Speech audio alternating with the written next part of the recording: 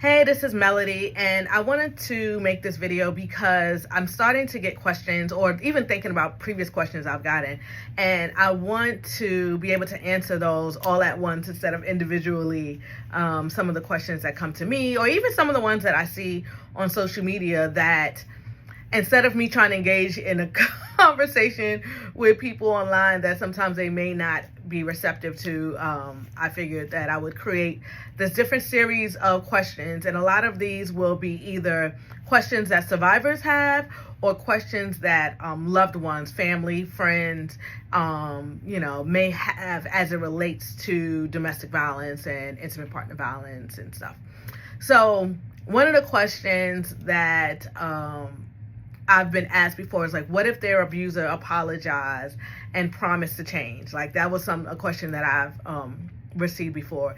And I want to say, like, short answer, like, that doesn't matter.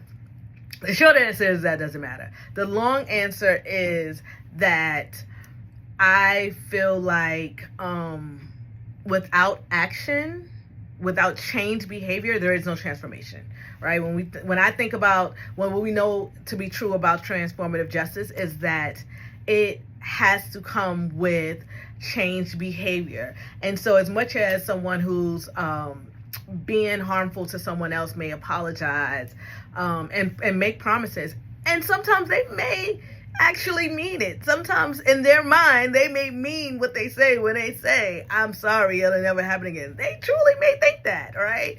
But they haven't really unpacked their stuff as it relates to being an abusive person. And so if the abuser is saying that to them and you're a loved one and you're like, well, how can I help that? You can share that,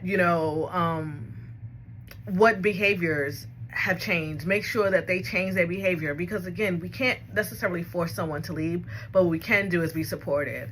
And so you can let them know that, hey, listen, okay, they said that they were going to do this, and remind them like, hey, they said they weren't going to do that before, and here we are again. Send that reminder, because sometimes we'll sugarcoat, right? Like, because we truly want the change to occur.